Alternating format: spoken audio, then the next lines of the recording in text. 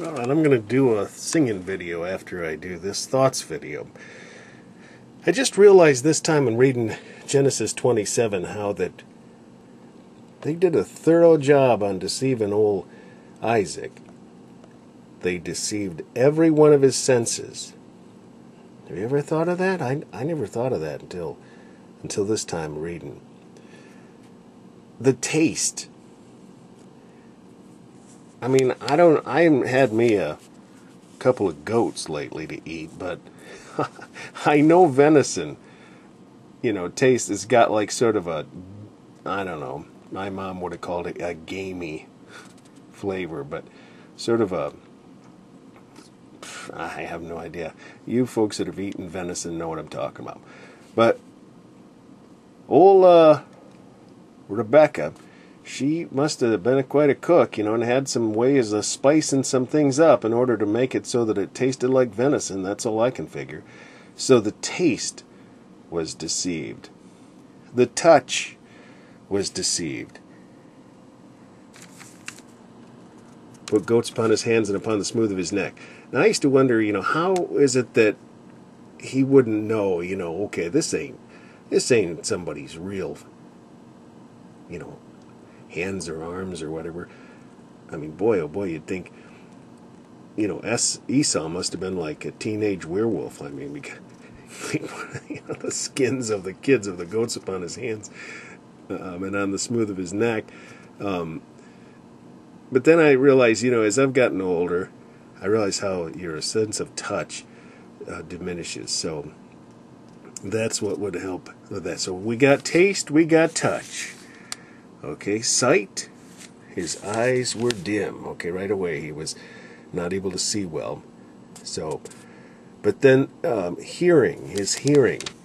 Now this time as I read it, I realized also that Jacob must have tried to disguise his voice. And then, over here, it says, "Thou, my very son," and he said, okay, wait a minute. Somewhere here, where's he saying? He says, the voice, but I hear the voice of Jacob. All right, well,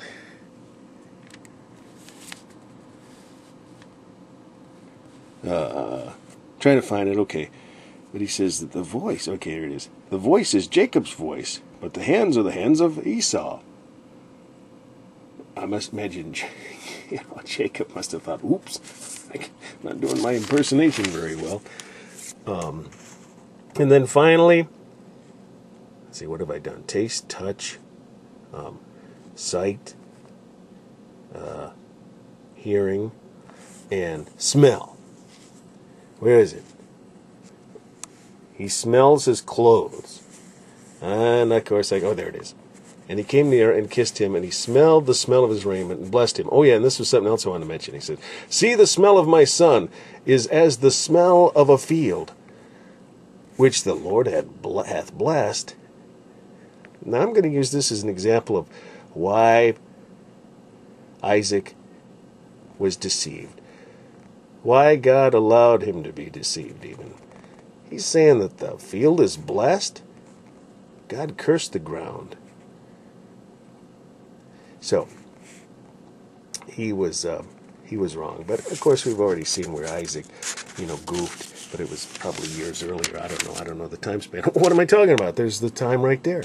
But I can look it up, or we can check it out as we go through. But the dates, remember when Isaac said that Rebecca was his sister and all that. That, of course, wasn't right by God. Okay, well, I got to get the phone. Thanks for watching.